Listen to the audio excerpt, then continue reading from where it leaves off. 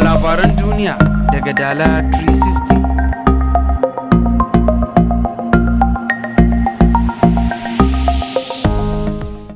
Farko muhimman kanunsu.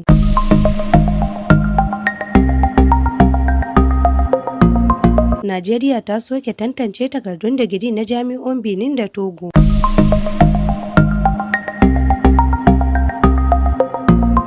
Mai martaba Sarkin Kano ya ce zai ci gaba da faɗakarwa akan zaman lafiya.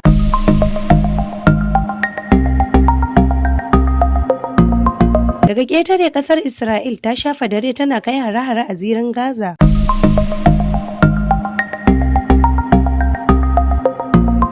Daga fagen wasanni, Liverpool da Real Madrid na son mafe Chelsea na zawarcin Odogo.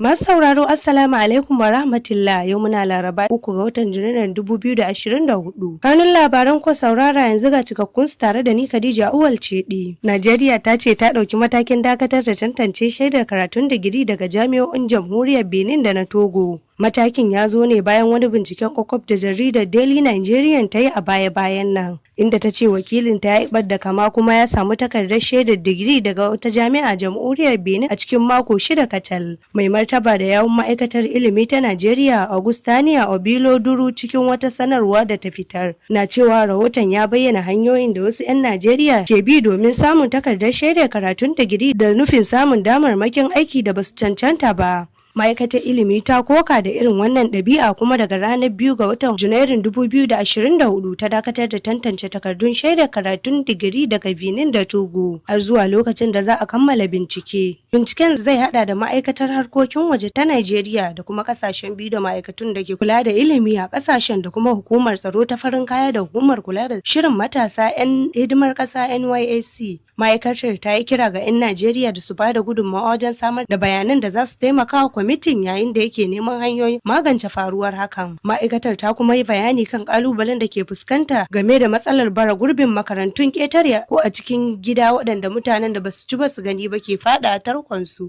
ko kuma wasu 'yan Najeriya waɗanda da sanin su suke karatu a makarantun. Ma'aikatar ilimi ta ce za ta ci gaba da nazari domin toshe duk wata kafa da hanyoyi da tsare-tsare tare da ladabtar da jami'an da ke da hannu a irin wannan lamari. Mai martaba Sarkin Kano ya ce zai ci gaba da faɗakarwa akan zaman lafiya tare da inganta ayyukan da za su samar da zaman lafiya tsakanin yankin arewa da kudu maso gabashin Najeriya da ma ɗaukacin yankunan ƙasar nan domin tabbatar da ɗorewar Najeriya a matsayin ƙasa ɗaya. Kuna sauraron labaran ne daga Dala 360 tashar albarka.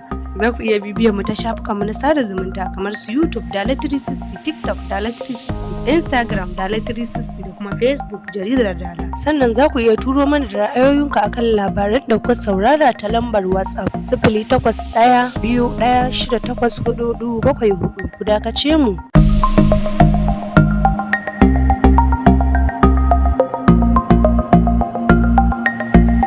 Barkanmu da dawowa, yanzu labaran zai dora.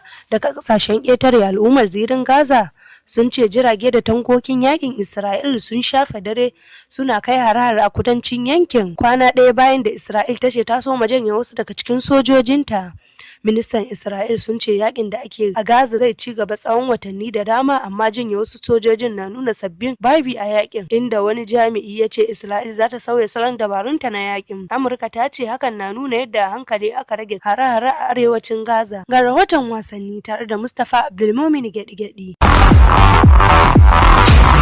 Liverpool da Real Madrid na zawarcin Kylian Mbappe yayin da club din Chelsea na zawarcin Odogo. Liverpool da Real Madrid na son dan wasan Paris Saint-Germain Kylian Mbappe wanda kwantiraginsa ke karewa a ƙarshen kaka. Dan wasan mai shekara 25 na da damar tafiya wata kungiyar a cikin wannan watan. Kungiyar Paris Saint-Germain na kan gaba a farautar dan wasan Ingila mai shekara 27 wato Calvin Phillips daga Manchester City, yayin da club din Manchester City shi kuma da Liverpool na kan gaba cikin jerin kungiyoyin da ke rububin dan wasan Jamus mai shekara 28 Joshua Kimmich daga Bayern Munich. Liverpool da Tottenham na duba yiwuwar farautar dan wasan Koriya ta Kudu Wang Hee-chan mai shekara 27 daga Wolves. Mustapha Abdulmumin Gedi-Gedi daga fagen wasanni.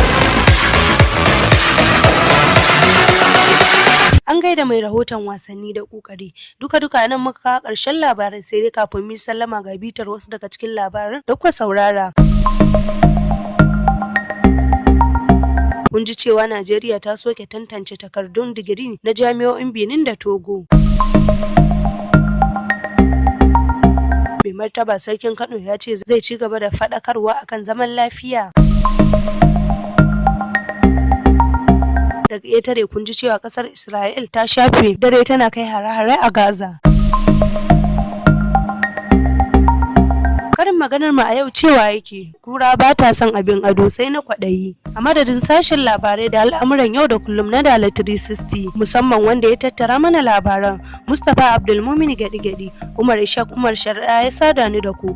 Ni da na karanto muku Khadija Awwal ce nake cewa ku ci gaba da kasancewa da Dala 360 tashar albarka.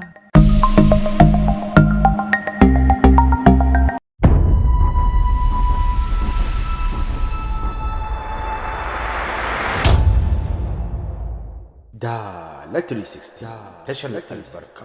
Danna mana subscribe sannan ku danna karawar sanarwa domin samun sanarwa a duk lokacin da muka saki sababbin shirye-shiryenmu na labarai, rahotanni da kuma sharhi akan al'amuran yau da kullum.